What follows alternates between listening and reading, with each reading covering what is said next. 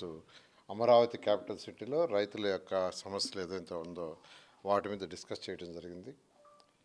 వాటిలో ముఖ్యంగా గ్రామ కంటాలు ఒకటి సమస్య ఉంది, అదొక సమస్య. అదేవిధంగా ఎక్కడైతే రోడ్లు పోతున్నాయో అక్కడ ఏదైతే హౌసెస్ పోతున్నాయో వాడ సమస్య కావచ్చు.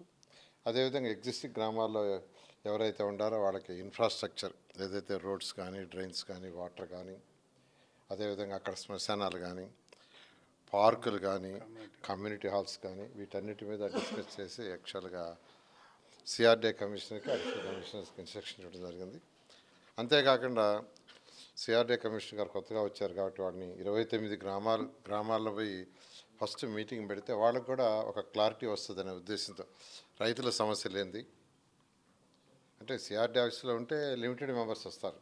అటుకాకుండా గ్రామానికి పోతే ప్రతి గ్రామంలో 50 మంది నుంచి 200 మంది వస్తారు.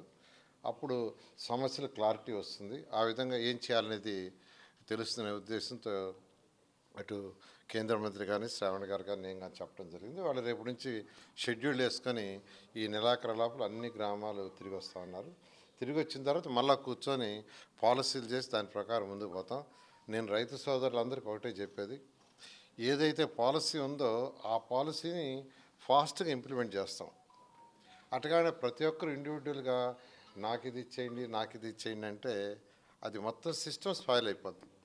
వ్యక్తిగతంగా ఒక్కొక్కరు నాకు ఇది ఎగ్జామ్షన్ ఇవ్వంటే సిస్టమ్ మొత్తం స్పాయిల్ అవుతుంది. అందువల్ల మీకు ఏదైతే పాలసీ చేస్తామో ఆ పాలసీని ఇమ్మీడియట్గా ఇంప్లిమెంట్ చేసేటట్టుగా సిఆర్డీఏ ద్వారా చేయించడం జరుగుతుంది.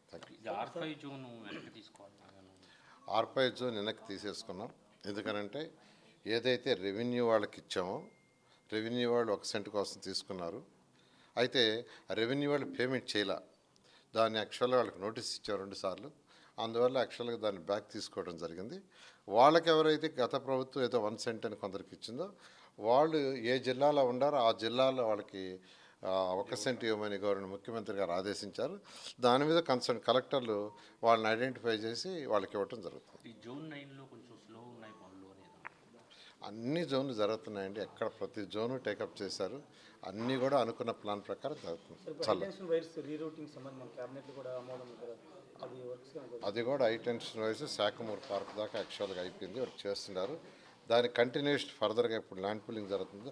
దాన్ని కూడా దృష్టిలో పెట్టుకుని ప్లాన్ చేయమన్నారు. దాన్ని కూడా ప్లాన్ చేస్తారు. అమరావతి చట్టబద్ధ తర్వాత సెకండ్ ఫేజ్ రైతులు ఎలా ముందుకు వస్తున్నారు? దాదాపు ఏదైతే ఫస్ట్ మూడు విలేజ్లకి ఇచ్చామో 40% ల్యాండ్ పూలింగ్ అయింది. ఒక దాంట్లో 35, 46 అట్లా. అయితే ఏదైతే 30,000 నుంచి 40,000 ఎన్హాన్స్ చేసామో యాన్యుటీ దానికోసం యాక్చువల్గా మేము కూడా యాక్చువల్గా ఇచ్చేయలేదు. ఫైనల్ అయిపోయింది కాబట్టి రైతు సోదరులు ముందుకు వస్తున్నారు.